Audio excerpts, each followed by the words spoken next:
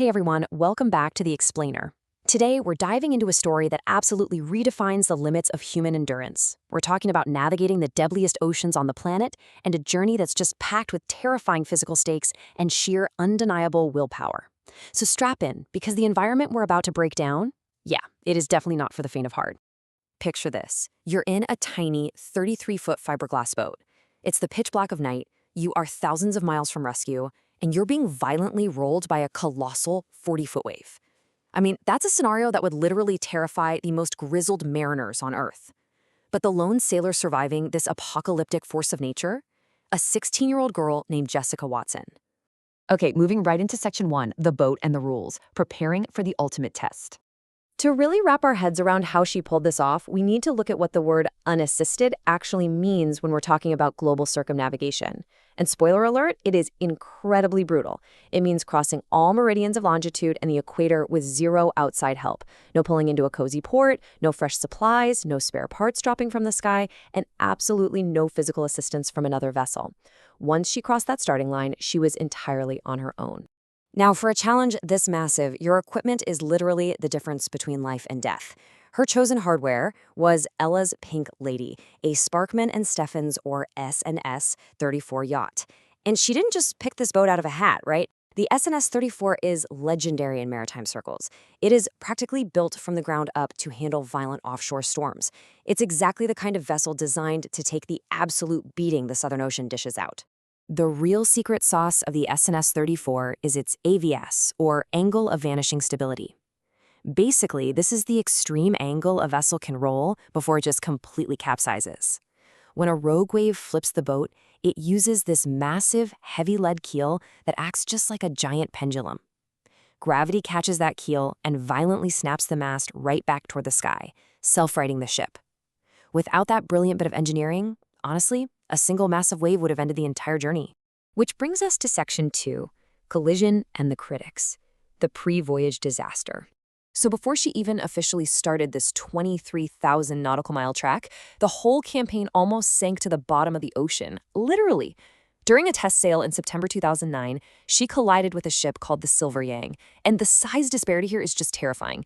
You've got Ella's Pink Lady, a 33-foot fiberglass yacht with a single teenager aboard, going up against a 63,000-ton steel bulk carrier.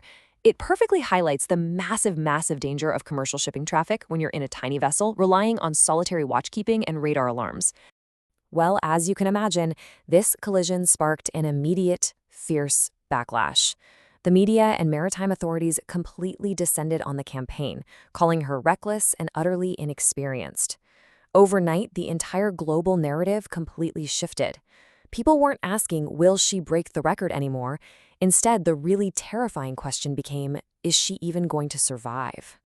Let's dive into Section 3, the Southern Ocean Test, into the roaring 40s and furious 50s. On October 18, 2009, she officially left Sydney, kicking off this staggering 23,000 nautical mile global route. First, she heads north to cross the equator, and then plunges deep south, dropping below the 40th parallel. And that is where the true test began.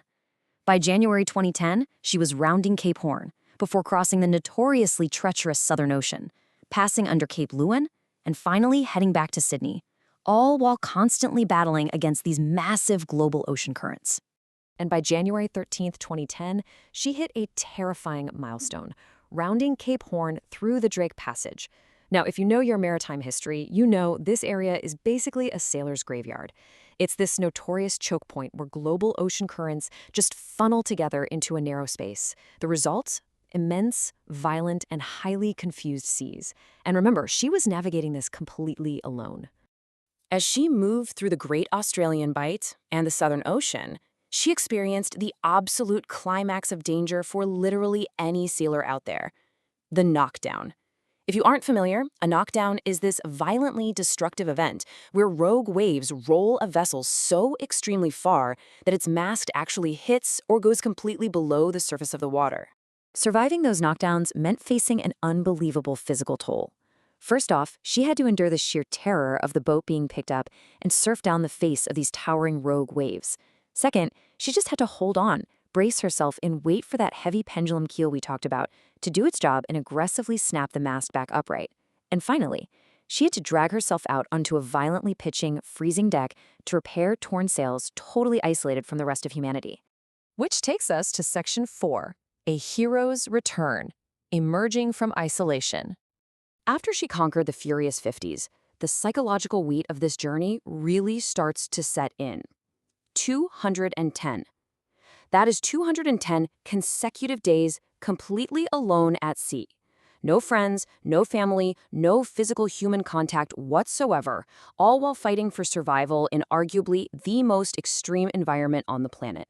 We actually have archival audio diaries from Ella's Pink Lady that perfectly capture this raw, cinematic reality. In them, you can just feel the immense isolation. Often, her only companion was the deafening sound of the wind screaming in the ship's rigging. It really paints a vivid, honestly kind of haunting picture of just how vast and lonely the ocean truly is. But now, contrast that deep isolation with this incredible scene. On May 15, 2010, the solitary journey finally ended.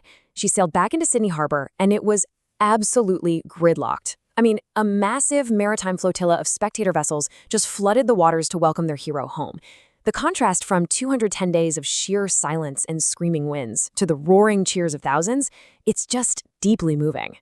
Let's break down the final tally here, because it is staggering. 210 days at sea. 0, absolutely none assistance received, and well over 23,000 nautical miles traversed. Honestly, it is no surprise at all that this astonishing feat of human endurance earned her the title of Young Australian of the Year.